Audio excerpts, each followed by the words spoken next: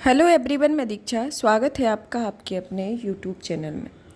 घटना चक्र पुनरावलोकन को कवर किया जा रहा था 1 महीने पहले। इसके पहले हमने इसके 6 लेक्चर प्रोवाइड कर दिए थे। अगर आपने नहीं देखे हैं तो वहाँ प्लेलिस्ट बनी हुई है भारतीय राज्य व्यवस्था एवं शासन की घटना चक्र पुनरावलोकन की, तो आप वहाँ जाके पहले के जितने भी लेक्चर हैं उनको देख सकते हैं।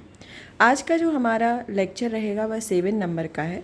इसको पढ़ने के पहले इस घटना चक्र की रूपरेखा बता दें कि इसके संदर्भ में बात की जाए तो कि जब इसको घटना चक्र को शुरू किया गया था तब एक प्रारूप बताया गया था कि इस प्रारूप के अंतर्गत इस घटना चक्र को कवर किया जाएगा। तो इसमें टोटल आपके जैसे एक टारगेट रखा गया था कि आपके 10 लेक्चर होंगे, 42 चैप्टर इसमें कवर किए जाएंगे और पेज आपके 480 यानी कि 500 के अप्रेक्स आपके पेज हैं। तो इसमें आपके लेक्चर फर्स्ट के अंतर्गत आपका चैप्टर 1, 2, 3, 4, 5, 6, 7 को कवर किया गया। जैसे कि आपका ये इस तरीके से चैप्टर को देख सकते हैं कि ये पहले से आपका लेके आपके 7वें तक के चैप्टर को कवर किया गया। फिर आता है आपका दूसरा लेक्चर जो कवर किया गया, जिसमें 8, 9, 10, 11, 12 को कवर किया गया। तो देख सकते हैं कि इस तरीके से आपका जो 8 में मतलब कि उद्देशिका से लेकर के आपकी नागरिकता तक के जो चैप्टर थे उनको कवर किया गया। फिर आता है आपका लेक्चर थर्ड जो इसके अंतर्गत कवर किया गया, जिसमें 13, 14, 15 चैप्टर को कवर किया गया। 13, 14, 15 के अंतर्गत आपके मूल अधिकार, राज्य के नीति निर्देशक तत्व और मूल कर्तव्य को कवर किया गया। फिर आता है आपका इसके अंतर्गत आपका जो देखा जाए तो लेक्चर 4 में 16, 17, 18, 19, 20 को कवर किया गया। तो 16, 17, 18, 19, 20 के अंतर्गत कौन कौन से आते हैं? राष्ट्रपति, उपराष्ट्रपति, केंद्रीय मंत्रिपरिषद, महान्यायवादी, महाधिवक्ता, नियंत्रक और महालेखा परीक्षक और वरीयता अनुक्रम। तो इन सबको कवर किया गया। फिर आता है आपका जैसे कि एक तरीके से आपके जो अन्य चैप्टर हैं, लेक्चर 5 के अंतर्गत 21, 22, 23 को कवर किया गया। तो 21, 22, 23 के अंतर्गत आपकी संसद का लोकसभा, राज्यसभा, कार्य संचालन एवं विधियाँ जो होती हैं उनको कवर किया गया। फिर आता है आपका नेक्स्ट लेक्चर जो देखा जाए तो आपका लेक्चर नंबर 6 जिसमें 24, 25, 26 के चैप्टर को कवर किया गया। अब 24, 25, 26 में चैप्टर में जैसे आपकी संसदीय समितियाँ, संसदीय अधिनियम और सर्वोच्च न्यायालय आते हैं। तो इस तरीके से आपके 6 लेक्चर कंप्लीट हो चुके हैं। आपको पहले ही बताया है कि अगर आपने नहीं देखा है तो प्लेलिस्ट में इसकी लिंक है, तो आप वीडियो को क्लिक करके देख सकते हैं। और इसके पहले जब दी गई थी तब उस टाइम पे पीडीएफ भी अवेलेबल कराई गई थी, तो आप इसको भी देखिए। साथ ही साथ इसकी पीडीएफ हमारे Telegram channel UPSC PSC with Diksha पर जाकर ज्वाइन करें, वहाँ आपको इसकी पीडीएफ अवेलेबल हो जाएगी। आज का जो हमारा लेक्चर है वह लेक्चर 7 नंबर का है। 7 नंबर के अंतर्गत देखा जाए तो हम राज्यपाल से शुरू करेंगे। राज्यपाल से शुरू करेंगे और ये हमारी प्रक्रिया कौन से लेक्चर तक होती? 27, 28, 29 तक। तो आपका राज्यपाल, राज्य विधानमंडल एवं मंत्रिपरिषद और उच्च न्यायालय व अधीनस्थ न्यायालय आज की वीडियो के अंतर्गत पढ़ा जाएगा। चलिए तो शुरू करते हैं। तो इसमें पहला चैप्टर मतलब हमारा आता है आज की क्लास का राज्यपाल। तो राज्यपाल के संदर्भ में इसका जो नोट्स दिया रहता है, तो नोट्स से रिलेटेड क्या क्या इंपॉर्टेंट पॉइंट होते हैं पहले नंबर उनको जान लेते हैं, फिर इनके प्रश्नों को सॉल्व करेंगे। तो राज्यपाल के संदर्भ में बात की जाए तो यह भारतीय राज्यों में राज व्यवस्था, सरकार की व्यवस्था लगभग उसी प्रकार की होती है जिस तरीके से केंद्र स्तर पर होती है। संविधान के भाग 6 के अंतर्गत अध्याय 2 में अनुच्छेद 153 से 167 राज्य कार्यपालिका के संबंध में उल्लेख किया गया। अनुच्छेद 154 के अनुसार राज्य की कार्यपालिका शक्ति राज्यपाल में निहित होती है और 153 के अनुसार प्रत्येक राज्य के लिए एक राज्यपाल होता है, लेकिन 7वें संविधान संशोधन अधिनियम 1956 में एक ही व्यक्ति को 2 या 2 से अधिक राज्यों का राज्यपाल नियुक्त किया जा सकता है। संविधान के अनुच्छेद 155 के तहत राज्य के राज्यपाल को नियुक्ति भारत के राष्ट्रपति द्वारा की जाती है। सामान्यतः राज्यपाल का कार्यकाल पद ग्रहण से 5 वर्ष की अवधि के लिए होता है और अनुच्छेद 156 के क्लॉज 1 के अंतर्गत कहा गया है कि राज्यपाल राष्ट्रपति के प्रसाद पर्यंत अपना पद धारण करता है। और अनुच्छेद 156 के क्लॉज 2 के अंतर्गत कहा गया है कि राज्यपाल राष्ट्रपति को संबोधित अपने हस्ताक्षर लेख द्वारा अपना पद त्याग कर सकता है। और अनुच्छेद 157 के अंतर्गत राज्यपाल के पद के लिए कुछ अर्हताएं दी गई हैं, जिसमें कहा गया है कि वह भारत का नागरिक हो, वह 35 वर्ष की आयु पूरी कर चुका हो। और अनुच्छेद 166 के तहत राज्य सरकार के सभी कार्यकारी कार्य औपचारिक रूप से राज्यपाल के नाम पर होते हैं। अनुच्छेद 202 के क्लॉज 3 के सब क्लॉज का के अनुसार राज्यपाल की उपलब्धियां, भत्ते, उसके पद से संबंधित अन्य व्यय राज्य की संचित निधि पर भारित होते हैं। संविधान के अनुच्छेद 164 के क्लॉज 1 के अनुसार मुख्यमंत्री की नियुक्ति राज्यपाल द्वारा की जाएगी और अन्य मंत्रियों की नियुक्ति राज्यपाल मुख्यमंत्री की सलाह पर करेगा। अनुच्छेद 239 का के सब क्लॉज 5 में के अनुसार कहा गया है कि संघ राज्य क्षेत्र दिल्ली के मुख्यमंत्री की नियुक्ति राष्ट्रपति द्वारा की जाती है और अनुच्छेद 168 के क्लॉज 1 के अनुसार राज्यपाल राज्य विधानमंडल का अभिन्न अंग होता है और वह राज्य विधानसभा के सत्र को बुलाने, सत्रावसान करने और विघटित करने की शक्ति रखता है। राज्यपाल राज्य विधान परिषद के कुल सदस्यों के 1/6 भाग को नामित करता है और वह राज्य विधानसभा के आंग्ल भारतीय समुदाय के एक सदस्य के रूप में नियुक्ति भी करता है। परंतु 104वें संविधान संशोधन अधिनियम 2019 के द्वारा अनुच्छेद 334 में संशोधन कर इस प्रावधान को अवधि को आगे न बढ़ाते हुए निष्प्रभावी कर दिया गया और अनुच्छेद 165 के तहत राज्यपाल उच्च न्यायालय के न्यायाधीश नियुक्त होने के लिए योग्य किसी भी व्यक्ति को राज्य का महाधिवक्ता नियुक्त करेगा। राज्य विधानमंडल द्वारा पारित किसी विधेयक पर राज्यपाल स्वीकृति तो दे देता है, लेकिन स्वीकृति रोक भी सकता है और वह विधेयक को राष्ट्रपति के विचार के लिए आरक्षित रख सकता है। साथ ही वह विधेयक को पुनर्विचार के लिए भी वापस कर सकता है, यानी कि धन विधेयक न होने के संदर्भ में। परंतु राज्य विधानमंडल जो होता है वह द्वारा पुनः भेजे जाने पर राज्यपाल को उस पर स्वीकृति देनी होती है और अनुच्छेद 101 के अनुसार 201 के अनुसार जब विधेयक राज्यपाल द्वारा राष्ट्रपति के विचारार्थ आरक्षित रख दिया जाता है तो राष्ट्रपति यह घोषित करेगा कि वह विधेयक पर अनुमति देता है या अनुमति रोक लेता है। और अनुच्छेद 213 के अनुसार जब राज्य विधानमंडल का सत्र न चल रहा हो तो राज्यपाल अध्यादेश प्रख्यापित कर देता है। और अनुच्छेद 161 के अनुसार किसी राज्य के राज्यपाल को उस राज्य की कार्यपालिका विधि के विरुद्ध किसी अपराध के लिए दंड को क्षमा, उसका प्रतिविलंबन, विराम या परिहार करने की अथवा दंडादेश के निलंबन, परिहार और लघुकरण की शक्ति प्राप्त होती है। सरोजिनी नायडू भारत की पहली महिला थी जिन्हें राज्यपाल पद के लिए नियुक्त किया गया था।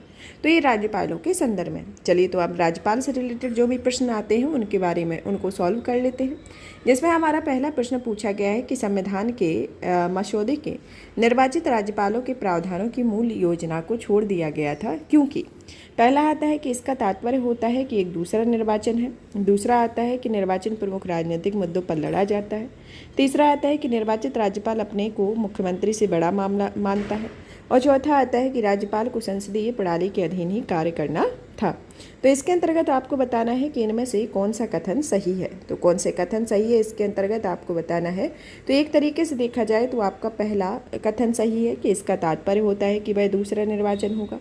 दूसरा है कि आपका निर्वाचन प्रमुख राजनीतिक मुद्दों पर लड़ा जा सकता है, ये आपका गलत है क्योंकि सिर्फ ये इसका प्रमुख मुद्दा राजनीतिक मुद्दे नहीं होते हैं। और निर्वाचित राज्यपाल अपने को मुख्यमंत्री से बड़ा मानता है, ये आपका सही है। और राज्यपाल को संसदीय प्रणाली के अधीन ही कार्य करना था, तो इसके अंतर्गत ये भी सही है। तो इसमें देखा जाए तो आपका ऑप्शन सी होगा, जिसमें 1, 2, 3, 4 आपके ऑप्शन सही है। अब इसकी व्याख्या को देख लेते हैं कि संविधान सभा में इस बात को लेकर बहस हुई थी कि राज्य का राज्यपाल नियुक्त हो या निर्वाचित हो, जिसमें कृष्णामाचारी, बीजी खैर, जेबी पंत जैसे नेता निर्वाचित राज्यपाल के पक्ष में थे, जबकि अंबेडकर, जवाहरलाल नेहरू जैसे नेता नामित राज्यपाल के पक्ष में थे। अंततः देश की परिस्थितियों एवं आम सहमति के आधार पर नामित राज्यपाल का प्रावधान किया गया और निर्वाचित प्रावधान की मूल योजना को छोड़ दिया गया क्योंकि अनावश्यक निर्वाचन व्यय बढ़ेगा, निर्वाचन के दुष्परिणामों से बचा जा सकेगा, राजनीतिक महत्वाकांक्षाएं द्वंद्व एवं संघर्ष जन्म देगी, केंद्र सरकार राज्य पर प्रभावी नियंत्रण ना हो सकेगा और अलगाववाद को बढ़ावा मिलेगा। तो इसके अंतर्गत ये प्रावधान आते हैं। अब आता है हमारा नेक्स्ट क्वेश्चन, जिसमें पूछा गया है कि राज्य सरकार का कार्यकारी या संवैधानिक प्रमुख कौन होता है। तो ये आपका राज्यपाल होता है, तो ऑप्शन बी होगा। नेक्स्ट क्वेश्चन आता है कि निम्नलिखित में से राज्यपाल की नियुक्ति कौन करता है। तो आपके भारत के राष्ट्रपति करते हैं। किस राज्य का राज्यपाल नियुक्त किया जाता है। तो राज्य का राज्यपाल नियुक्त किया जाता है, ऐसे राष्ट्रपति के द्वारा नियुक्त किया जाता है। नेक्स्ट आता है कि किसी राज्य के राज्यपाल में नियुक्ति संबंध में प्रावधान दिए गए हैं, आपके अनुच्छेद 155 के अंतर्गत दिए गए हैं। क्वेश्चन आता है कि भारत के एक राज्य के राज्यपाल से संबंधित निम्नलिखित कथनों पर विचार कीजिए। तो आपको बताना है, जिसमें पहला कथन दिया गया है कि उसे जन्म से भारत का नागरिक होना चाहिए। दूसरा आता है कि उसकी आयु कम से कम 35 वर्ष होनी चाहिए, उसमें लोकसभा का सदस्य होने की योग्यता होना चाहिए। चौथा आता है कि इसमें वह एक से अधिक राज्यों का राज्यपाल हो सकता है। तो इसके अंतर्गत बात की जाए तो इसमें आपका उसे जन्म से भारत का नागरिक होना ये कंपलसरी नहीं है, उसे भारत का नागरिक होना चाहिए, ये उसके प्रावधान में दिया गया। उसकी आयु कम से कम 35 वर्ष होनी चाहिए, ये आपका सदस्य है। उसमें लोकसभा का सदस्य होने की योग्यता होना चाहिए, तो ये आपका गलत है। और ये आपकी मुख्यमंत्री या जो प्रधानमंत्री बनते हैं तो उनमें लोकसभा का सदस्य के होने के संदर्भ में आता है। वह एक से अधिक राज्यों का राज्यपाल हो सकता है, तो ये भी आपका सही है। तो आपका ऑप्शन डी होगा, जिसमें दूसरा और चौथा सही है, जिसमें आपका 35 वर्ष की आयु हो, अधिक से अधिक राज्यों का राज्यपाल होता है, इसके संदर्भ में आता है। अब संविधान के अनुच्छेद 157 में कहा गया है कि राज्यपाल नियुक्त होने के लिए 2 अर्हताएं होती हैं। वह भारत का नागरिक हो, 35 वर्ष की आयु पूरी कर चुका हो। राज्यपाल पद के लिए जन्म से भारत का नागरिक होना आवश्यक नहीं होता है, बल्कि 7वें संविधान संशोधन अधिनियम 1956 के माध्यम से अनुच्छेद 153 के परंतु के रूप में यह प्रावधान किया गया है कि एक ही व्यक्ति को 2 या 2 से अधिक राज्यों का राज्यपाल नियुक्त किया जा सकता है। तो इसके संदर्भ में इसकी उपयुक्त व्याख्या है। अब हमारा नेक्स्ट क्वेश्चन पूछा गया है कि भारतीय संविधान में निम्नलिखित में से कौन सा एक अनुच्छेद भारत में राज्य को एक राज्यपाल के रूप में एक व्यक्ति की नियुक्ति के लिए योग्यता का निर्धारण करता है। तो व्यक्ति के रूप में योग्यता का निर्धारण जो है अनुच्छेद 157 के अंतर्गत होता है, तो ऑप्शन बी होगा। अब आता है हमारा नेक्स्ट क्वेश्चन कि निम्न पर विचार कीजिए एवं नीचे दिए गए कूटों को प्रयोग करते हुए सही कथन की पहचान करना है। जिसमें पहला कथन कहता है कि राज्यपाल अपना पद ग्रहण करने से पूर्व शपथ लेगा या प्रतिज्ञान करेगा। दूसरा कहता है कि शपथ या प्रतिज्ञान का प्रारूप भारतीय संविधान की 3री अनुसूची में। तीसरा आता है कि राज्यपाल उच्च न्यायालय की मुख्य न्यायाधीमूर्ति या उसकी अनुपस्थिति में ज्येष्ठतम न्यायाधीश के समक्ष शपथ या प्रतिज्ञान करेगा। चौथा आता है कि शपथ या प्रतिज्ञान की प्रक्रिया भारतीय संविधान के अनुच्छेद 159 में की गई है। तो इसके अंतर्गत आपको बताना है कि इनमें से आपका कौन कौन से कथन सही है। ये आपके कथन दिए गए हैं कि 1 2 3 होगा, 1 3 4 होगा, 1 2 4 होगा, 1 2 3 4 होगा। तो इसके अंतर्गत देख लेते हैं कि इसमें राज्यपाल अपना पद ग्रहण करने से पूर्व शपथ लेगा और प्रतिज्ञान करेगा, ये आपका सही है। दूसरा आता है आपका कि शपथ या प्रतिज्ञान का प्रारूप भारतीय संविधान की 3री अनुसूची है, एक आपका गलत है। और राज्यपाल उच्च न्यायालय के मुख्य न्यायमूर्ति या उसकी अनुपस्थिति में ज्येष्ठतम न्यायाधीश के समक्ष शपथ लेता है या प्रतिज्ञान लेता है, ये आपका सही। और शपथ या प्रतिज्ञान की प्रक्रिया भारतीय संविधान के अनुच्छेद 159 में की गई है, तो ये आपका सही है। तो इसके अंतर्गत देखा जाए तो पहला, तीसरा, चौथा आपका सही है। तो इसमें जो आपका जो ऑप्शन दिया गया है वह ऑप्शन बी होगा। अब आता है कि अनुच्छेद 159 में कहा गया है कि प्रत्येक राज्य का राज्यपाल अपना पद ग्रहण करने से पहले उस राज्य के उच्च न्यायालय के मुख्य न्यायमूर्ति या उसकी अनुपस्थिति में उस न्यायालय के उपलब्ध ज्येष्ठतम न्यायाधीश के समक्ष शपथ लेगा या प्रतिज्ञान करेगा। राज्यपाल के शपथ या प्रतिज्ञान का प्रारूप अनुच्छेद 159 में दिया गया है, ना कि भारतीय संविधान की 3री अनुसूची में। तो इसके संदर्भ में आता है तो ऑप्शन बी आएगा। अब हमारा नेक्स्ट क्वेश्चन आता है कि निम्नलिखित में से कौन राज्य को पाल को पद की शपथ ग्रहण की शपथ दिलाता है। ऑप्शन ए आता है भारत का राष्ट्रपति, ऑप्शन बी आता है सर्वोच्च न्यायालय के मुख्य न्यायाधीश, ऑप्शन सी आता है उच्च न्यायालय के मुख्य न्यायाधीश और ऑप्शन डी आता है आपका राज्य के निवर्तमान राज्यपाल। तो इसमें बात की जाए तो यह शपथ आपके उच्च न्यायालय के मुख्य न्यायाधीश के द्वारा दिलाई जाती है। अब नेक्स्ट क्वेश्चन आता है कि किसी राज्य के गवर्नर के संबंध में निम्नलिखित कथनों पर विचार कीजिए। पहला कथन कहता है कि उसे राष्ट्रपति नियुक्त करते हैं। दूसरा कथन कहता है कि राष्ट्रपति की इच्छा के अनुसार वह पद पर रहते हैं। तीसरा आता है कि उसे राज्य की कार्यपालिका शक्ति निहित होती है। और चौथा आता है कि सामान्यतः वह 5 वर्ष के लिए पद पर रहता है। तो इसके संदर्भ में आपको बताना है, जिसमें कूट दिए गए हैं, जिसमें ऑप्शन ए दिया गया है 1 और 2 होगा, ऑप्शन बी के अंतर्गत 1 2 3 होगा, ऑप्शन सी में 1 2 4 होगा और ऑप्शन डी में सभी चारों होंगे। तो इसमें राज्य के गवर्नर के संदर्भ में है, जो कि राष्ट्रपति इनकी नियुक्ति भी करता है। राष्ट्रपति की इच्छा के अनुसार ये पद पर रहते हैं। राज्य की कार्यपालिका शक्ति निहित होती है और ये 5 वर्ष के लिए इस पद पर रहते हैं। तो ये चारों ही कथन आपके सत्य हो जाते हैं। तो इस कारण ऑप्शन डी होगा। इसके संदर्भ में इसकी व्याख्या को देखा जाए तो भारतीय संविधान के अनुच्छेद 154 के क्लॉज 1 में कथन 3 आता है, 155 में कथन 1 आता है और 156 के क्लॉज 1 में कथन 2 आता है और अनुच्छेद 156 के क्लॉज 3 के कथन 4 इस तरीके से सम्मिलित है और इसी के साथ ही ये चारों कथन को सही संतुष्ट करता है। अब हमारा नेक्स्ट क्वेश्चन पूछा गया है कि किसी भारतीय राज्य के राज्यपाल से संबंधित निम्नलिखित कथनों में से कौन सा सत्य नहीं है, इसके बारे में विचार करना है। ऑप्शन ए दिया गया है कि वह भारत के राष्ट्रपति द्वारा नियुक्त होता है। ऑप्शन बी आता है कि वह 1 से अधिक राज्यों का राज्यपाल हो सकता है। ऑप्शन सी आता है कि वह 5 वर्ष तक पद धारण कर सकता है। ऑप्शन डी आता है कि यदि संबंधित राज्य की व्यवस्थापिका उसे पद से हटाए जाने का प्रस्ताव स्वीकार करती है तो वह पदावधि के पूर्व भी पदमुक्त किया जा सकता है। तो इसमें देखा जाए तो आपका पहला जो है वह सत्य है कि इसकी नियुक्ति राष्ट्रपति द्वारा होती है। दूसरा आता है कि वह एक से अधिक राज्यों का राज्यपाल होता है। चौथा आता है कि 5 वर्ष की अवधि तक पद पर बने रहते हैं। और ऑप्शन डी जो है वह आपका गलत है, क्योंकि यह संबंधित राज्य की व्यवस्थापिका उसे पद से हटाए जाने का प्रस्ताव स्वीकार करती है तो पदावधि के पूर्व ही पद मुक्त किया जा सकता है, तो ये आपका गलत है। इसके संदर्भ में व्याख्या को देखा जाए तो अनुच्छेद 156 के अनुसार राज्यपाल राष्ट्रपति के प्रसाद पर्यंत अपना पद धारण करता है। पदावधि के पूर्व भी राष्ट्रपति उसे पदच्युत कर सकता है और राज्य व्यवस्थापिका द्वारा राज्यपाल को हटाए जाने का कोई प्रावधान नहीं है। अनुच्छेद 156 के क्लॉज 3 के अनुसार इस अनुच्छेद में पूर्वगामी उपबंधों के अधीन रहते हुए राज्यपाल अपने पद ग्रहण की तारीख से 5 वर्ष की अवधि तक पद धारण करेगा। तो इस तरीके से आपका ये ऑप्शन डी है उसमें सही है। अब नेक्स्ट क्वेश्चन आता है कि संविधान के अनुच्छेद 156 के में उपबंध राज्यपाल अपने पद ग्रहण की तारीख से 5 वर्ष की अवधि तक पद धारण करेगा, इसमें कौन सा निष्कर्ष निकाला जा सकता है, इसके संदर्भ में आपको बताना है। पहला आता है कि किसी राज्य की राज्यपाल को उसकी पदावधि पूरी होने के पूर्व से नहीं हटाया जा सकता है। दूसरा आता है कि कोई राज्यपाल 5 वर्ष की अवधि के बाद अपने पद पर बना नहीं रह सकता है। तो इसके अंतर्गत आपको सही उत्तर की पहचान करनी है, जिसमें ऑप्शन ए दिया गया है केवल 1, ऑप्शन बी में केवल 2, ऑप्शन सी में 1 और 2 दोनों, और ऑप्शन डी में ना तो 1 ना तो 2 होगा।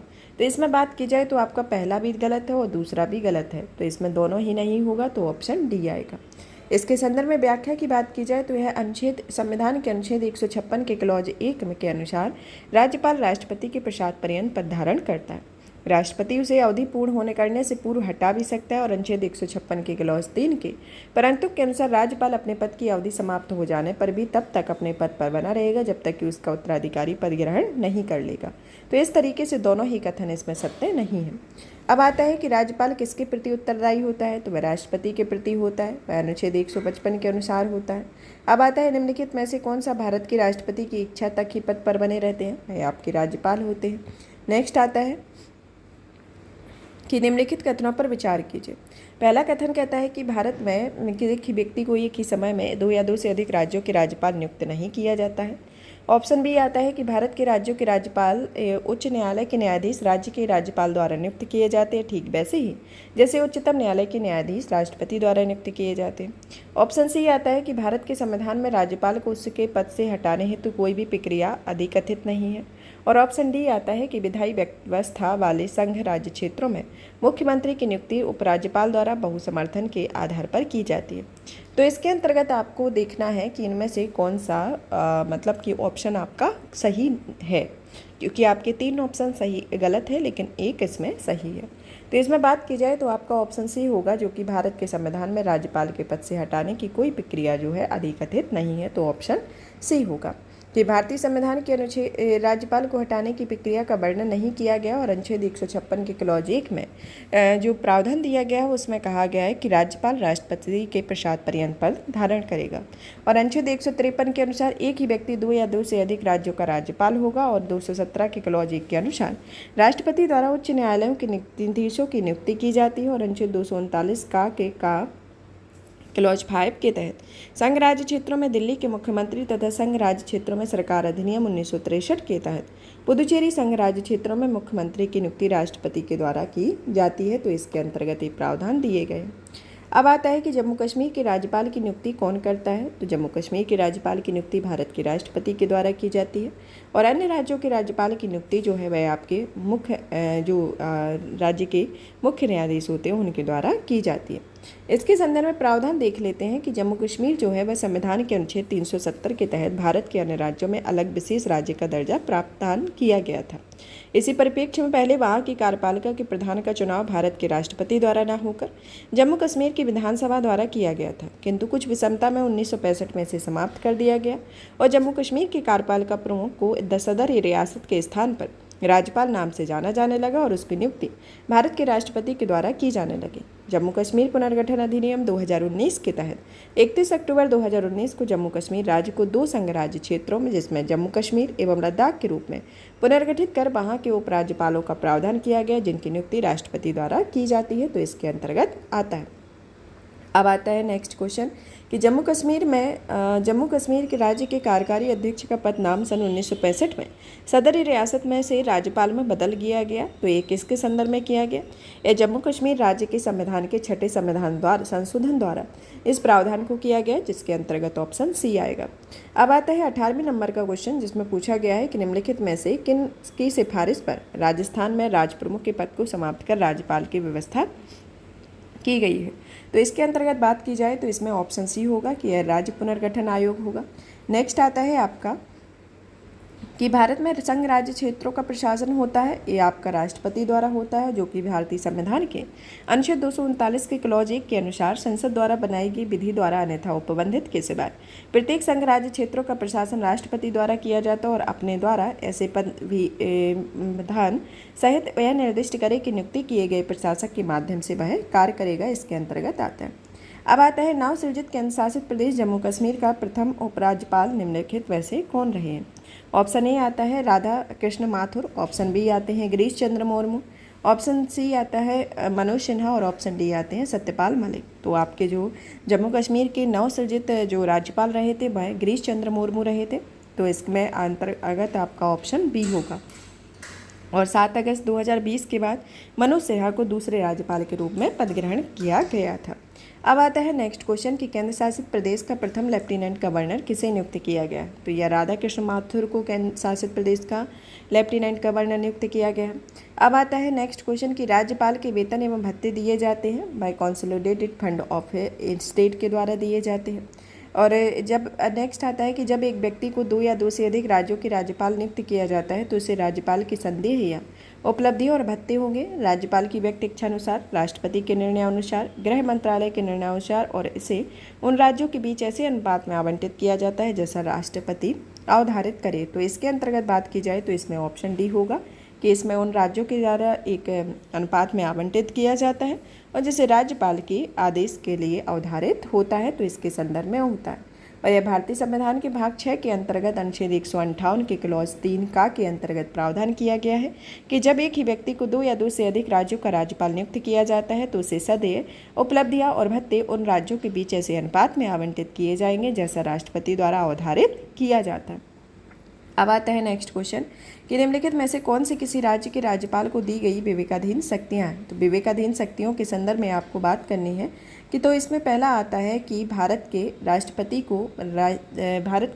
को राष्ट्रपति शासन अधिरोपित करने के लिए रिपोर्ट भेजना।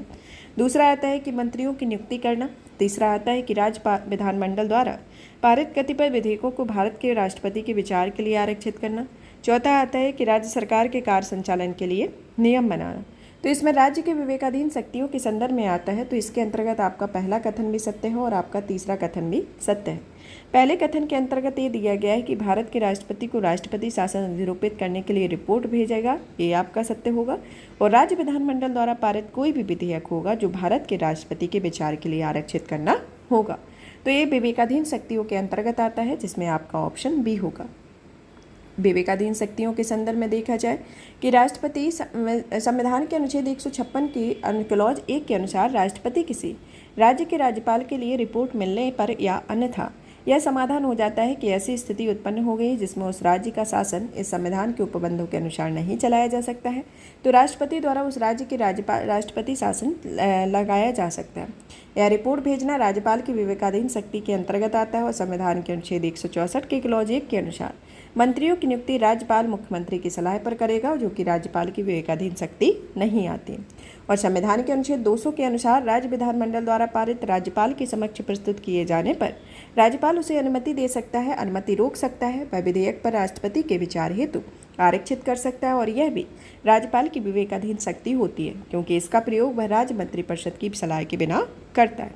और संविधान के अनुच्छेद 166 के क्लॉज 3 के अनुसार कहा गया है कि राज्यपाल अपने विवेकानुसार किए जाने वाले कार्य को छोड़कर राज्य सरकार के कार्य के सुचारू रूप से संचालन, इस हेतु मंत्रियों के कार्य के आवंटन के लिए नियम बनाएगा, इसके अंतर्गत आता है।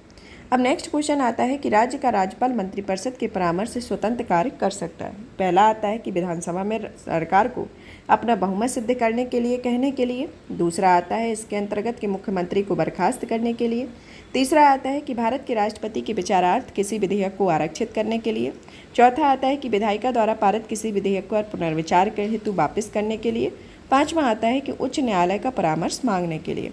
तो इसके संदर्भ में बात की जाए तो आपका पहला, दूसरा, तीसरा, चौथा कथन इसके अंतर्गत सत्य है, लेकिन आपका पांचवा जो कथन है वह सत्य नहीं है। तो इसके साथ ही ऑप्शन ए आपका सही होगा, जिसमें राज्यपाल निम्नलिखित संदर्भ में विवेकानुसार कार्य करता है। जिसमें पहला तो आता है जैसे कि विधानसभा में सरकार का अपना बहुमत सिद्ध करने के लिए, अल्पमत में आए मुख्यमंत्री को बर्खास्त करने के लिए, किसी विधेयक पर अनुमति देने, अनुमति रोकने अथवा भारत के राष्ट्रपति के विचारार्थ उस विधेयक को आरक्षित करने के लिए, विधायिका द्वारा पारित किसी विधेयक को पुनर्विचार हेतु वापस करने के लिए। इनके अतिरिक्त राज्य के राष्ट्रपति शासन लगाने, विधानसभा के समय पूर्व विघटन जैसे कि कुछ अन्य संदर्भों में भी वह अपने विवेक का प्रयोग कर सकता है और उसे उच्च न्यायालय के परामर्श मांगने के लिए अधिकृत नहीं किया गया। भारतीय संविधान के निम्न अनुच्छेदों में से किस एक के अधीन राज्यपाल राष्ट्रपति के विचार के लिए विधेयक को आरक्षित करता है? वह आपका अनुच्छेद 200 होता है। फिर नेक्स्ट क्वेश्चन आता है इसके अंतर्गत कि संविधान के किस अनुच्छेद के अंतर्गत राज्यपाल राष्ट्रपति अनुमोदन के लिए किसी विधेयक को भेज सकता है? ऑप्शन ए आता है 166, ऑप्शन बी आता है अनुच्छेद 200, ऑप्शन सी आता है अनुच्छेद 239, ऑप्शन डी आता है अनुच्छेद 240। तो इसके अंतर्गत बात की जाए तो अनुच्छेद 200 ऑप्शन बी होगा जो 200 के अंतर्गत ये आएगा। अब नेक्स्ट क्वेश्चन है कि किसी विधेयक पर संवैधानिक उपबंध के तहत राज्यपाल की सिफारिश अपेक्षित थी, किंतु बिना राज्यपाल की सिफारिश उसे पारित करना राज्य विधानसभा में पुनर्स्थापित किया गया और उसे पारित करके राज्यपाल को भेज दिया गया। तो अब क्या होगा इसके अंतर्गत? जहां राज्यपाल अनुमति देता है वह अधिनियम अविधिमान्य नहीं होगा। ऑप्शन बी आता है कि राज्यपाल संवैधानिक प्रावधानों के अतिक्रमण के आधार पर अनुमति देने से इनकार कर सकता है। ऑप्शन सी आता है कि राज्यपाल ऐसे विधेयकों को राष्ट्रपति की अनुमति के लिए भेज देगा। ऑप्शन डी आता है कि यदि राज्यपाल या राष्ट्रपति अनुमति दे तो न्यायालय संवैधानिक उपबंधों के आधार पर उसे असंवैधानिक घोषित कर सकता है। तो इसके अंतर्गत बात की जाए तो इसमें आपका ऑप्शन ए सही होगा, जिसके अंतर्गत राज्यपाल अनुमति देता है और वह अधिनियम अविधिमान्य नहीं होगा। तो ऑप्शन ए होगा। नेक्स्ट क्वेश्चन पूछा गया है कि भारतीय संविधान में निम्नलिखित में से कौन सा अनुच्छेद राज्यपाल के अध्यादेश जारी करने की शक्ति से संबंध में है? और आपका अनुच्छेद 213 होता है। नेक्स्ट आता है कि किसी राज्य के राज्यपाल के संविधान के निम्नलिखित में से किस अनुच्छेद के अंतर्गत विधानमंडल के अवकाश के दौरान अध्यादेश जारी किया जा सकता है? अनुच्छेद 213 के अंतर्गत किसी राज्य के राज्यपाल में जारी ऑर्डिनेंस का अनुमोदन के होना आवश्यक होता है राज्य की विधायिका के द्वारा। नेक्स्ट आता है कि भारतीय संविधान के किस अनुच्छेद के अंतर्गत राज्यपाल को विधानमंडल के विश्रांति काल में अध्यादेश प्रख्यापित होता है? 213 के अंतर्गत। निम्नलिखित में से किसकी नियुक्ति राज्य का राज्यपाल नहीं करता है? जिसमें पहला आता है मुख्यमंत्री, ऑप्शन बी आता है सदस्य राज्य लोक सेवा आयोग के, ऑप्शन सी आता है उच्च न्यायालय के न्यायाधीश और ऑप्शन डी आता है महाधिवक्ता। तो इसके अंतर्गत बात की जाए तो इसमें ऑप्शन सी होगा, क्योंकि उच्च न्यायालय के न्यायाधीश की नियुक्ति राज्य के राज्यपाल के द्वारा नहीं की जाती है। और भारतीय संविधान के अनुच्छेद 217 के क्लॉज 1 के अनुसार कहा गया है कि उच्च न्यायालय के न्यायाधीशों की नियुक्ति राष्ट्रपति द्वारा की जाती है, जबकि राज्य के मुख्यमंत्री की नियुक्ति राज्यपाल द्वारा की जाती है। राज्य लोक सेवा आयोग के सदस्यों तथा महाधिवक्ता की नियुक्ति भी राज्यपाल द्वारा मुख्यमंत्री की सलाह पर की जाती है।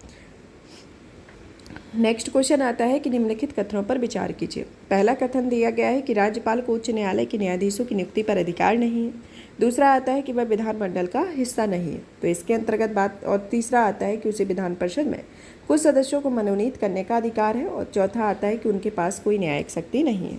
तो इसके अंतर्गत बताना है कि इनमें से कौन कौन से कथन आपके सही होंगे। तो इसमें बात की जाए तो आपका पहला कथन जो कि राज्यपाल को उच्च न्यायालय के न्यायाधीश की नियुक्ति का अधिकार नहीं है, इसके संदर्भ में सही है। और तीसरा कथन उसे विधान परिषद में कुछ सदस्यों के मनोनीत करने का अधिकार है, तो इसके अंतर्गत आपका ऑप्शन बी होगा, जिसमें पहला और तीसरा सही होता है।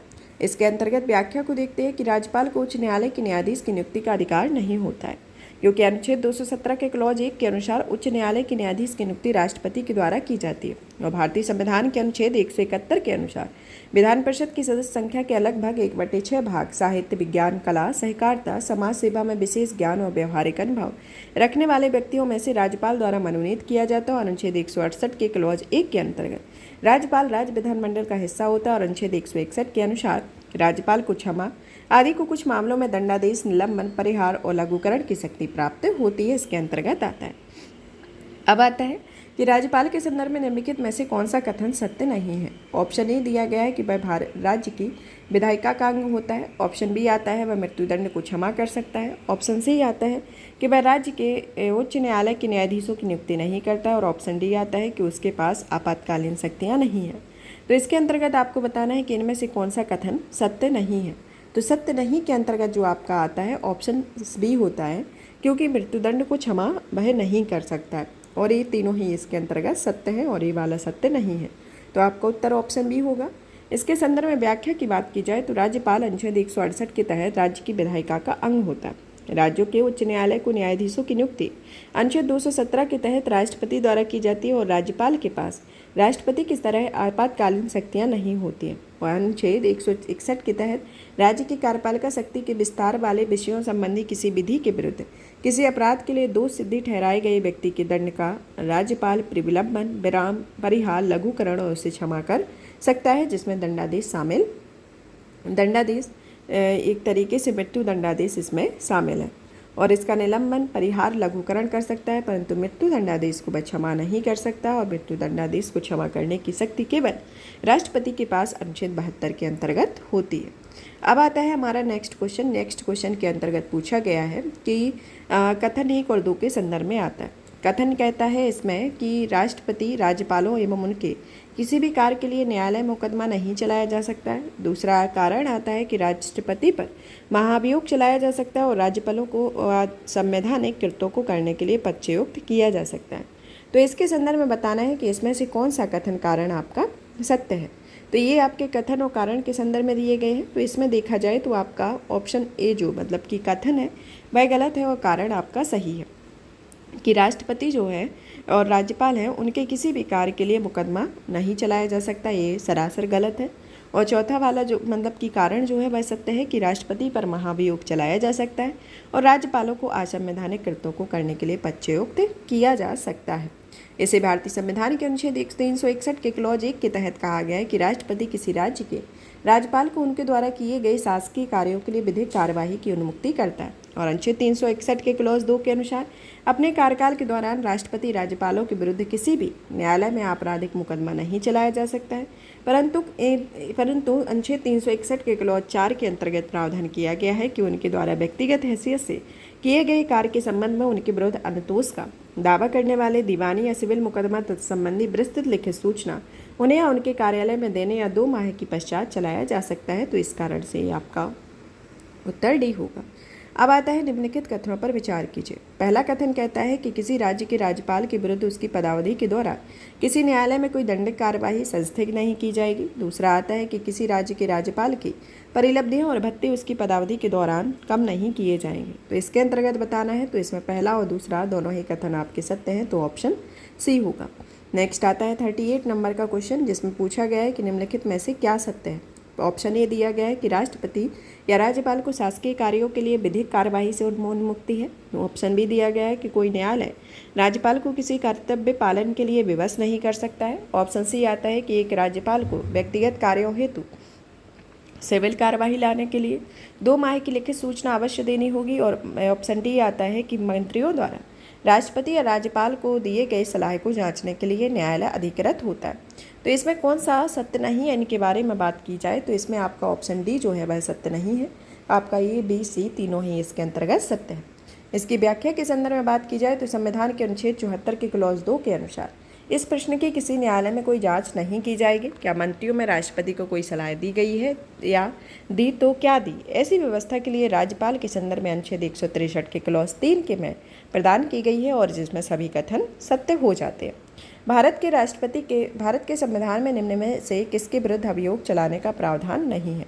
ऑप्शन ए आता है राष्ट्रपति के विरुद्ध, ऑप्शन बी आता है राज्य के राज्यपाल के विरुद्ध, ऑप्शन सी आता है भारत के मुख्य न्यायाधीश के विरुद्ध और ऑप्शन डी आता है भारत के उपराष्ट्रपति के विरुद्ध। तो इसमें राज्यपाल होते हैं जिनके विरुद्ध कोई मतलब कि महाभियोग नहीं चलाया जाता है, तो ऑप्शन बी होगा। व्याख्या को देखते हैं कि राज्य के राज्यपाल राष्ट्रपति के प्रसाद पर्यंत पद धारण करते हैं, जबकि राष्ट्रपति, उपराष्ट्रपति तथा भारत के मुख्य न्यायाधीश को पदावधि से पूर्व हटाने के लिए संसद में अभियोग चलाना या निर्धारित करना, प्रक्रियानुसार संकल्प पारित करना आवश्यक होता है। नेक्स्ट आता है कि भारत में किसी राज्य का राज्यपाल बनने की पहली महिला कौन रही है। Option A Rajkumari Amrita Kaur, option B Padmaja Naidu, option C आती है आपकी सरोजिनी नायडू, ऑप्शन डी आती है सरला ग्रेवाल। तो इसमें आपका ऑप्शन सी होगा, जिसमें सरोजिनी नायडू आती है, जो भारत की प्रथम महिलाएं हैं जिन्हें राज्यपाल पद के लिए नियुक्त किया गया था और 15 अगस्त 1947 से 2 मार्च 1949 तक उत्तर प्रदेश की राज्यपाल रही थी। निम्नलिखित में से कौन स्वतंत्र भारत के किसी राज्य की सर्वप्रथम महिला राज्यपाल है। सरोजिनी नायडू आदि है। नेक्स्ट आती है 13 फरवरी को महिला दिवस मनाया जाता है किसकी स्मृति में। सरोजिनी नायडू की स्मृति में। पश्चिम बंगाल की प्रथम महिला राज्यपाल कौन रही थी। पद्मजा नायडू पश्चिम बंगाल की प्रथम महिला राज्यपाल थी। मध्य प्रदेश की पहली महिला राज्यपाल आपकी सरला ग्रेवाल है। फिर आता है आपका क्वेश्चन कि मध्य प्रदेश में निम्नांकित में से राज्यपालों में निम्नलिखित में से कौन सा भारत की संविधान सभा के सदस्य नहीं रहे हैं। तो इसमें ऑप्शन ए दिया गया है आपके एच.पी. पाटस्कर, दूसरा दिया गया है निरंजन नाथ बांचू, तीसरा दिया गया है सत्यनारायण सिन्हा और चौथा दिया गया है के.सी. रेड्डी। तो इसके अंतर्गत आपको सही उत्तर की पहचान करनी है, जो कि भारत के राज्यपाल के संदर्भ में इसमें दिया गया। इसमें जो आपका ऑप्शन है वो इसमें कोई नहीं आता है, क्योंकि मध्य प्रदेश में आपका 2021 में पूछा गया था। इसमें जो आपका एक प्रश्न के तौर पर एक विवादित है, तो इसकी व्याख्या को देख लेते हैं तो आपको समझ में आ जाएगा। जैसे कि मध्य प्रदेश में प्रश्नगत राज्यपालों में एच.बी. पाटस्कर, सत्यनारायण सिन्हा, के.सी. रेड्डी भारत के संविधान सभा के सदस्य रहे थे, जबकि निरंजन नाथ बागचू संविधान सभा के सदस्य नहीं रहे। और इसमें विकल्पों में देखा जाए तो उत्तर प्राप्त होने के कारण ही मध्य प्रदेश ना होने के कारण ही उत्तर प्रदेश लोक सेवा आयोग द्वारा इसे हटा दिया गया था। तो इसके संदर्भ में आपका कोई भी ऑप्शन नहीं होगा।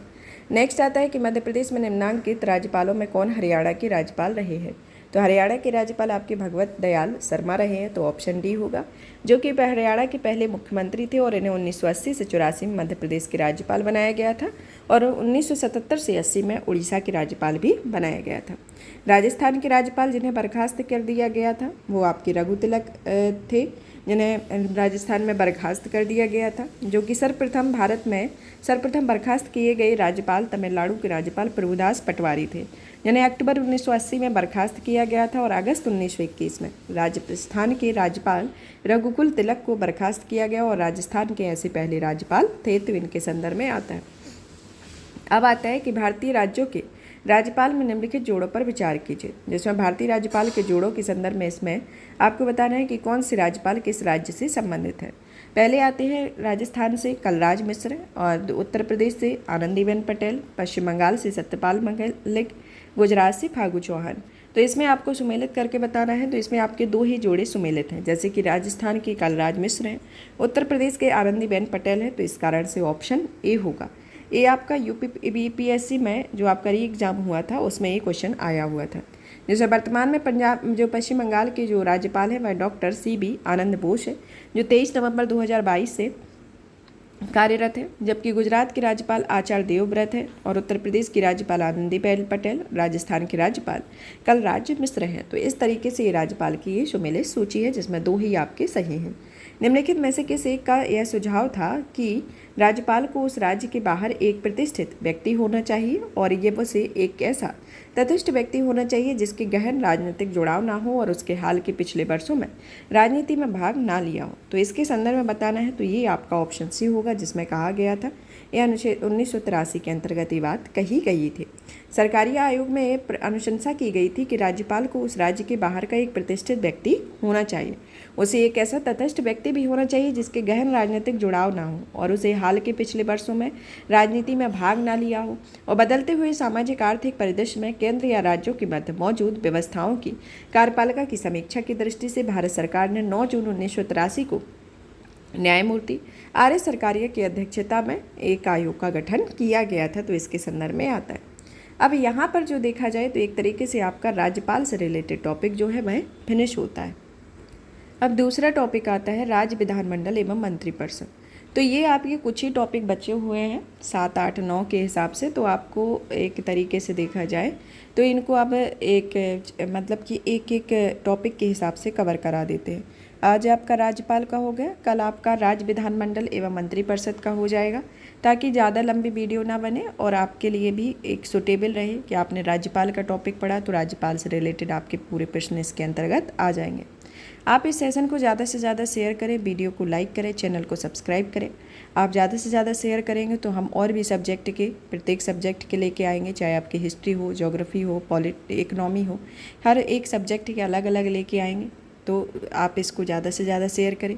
PDF प्राप्त करने के लिए आप हमारे Telegram channel UPSC PSC with Diksha को ज्वाइन कर सकते हैं, जहां पर आपको इसकी PDF प्राप्त होगी। साथ ही साथ हमारे द्वारा जो भी कोर्सेज कराए जाते हैं उसकी भी PDF अवेलेबल हो जाएगी।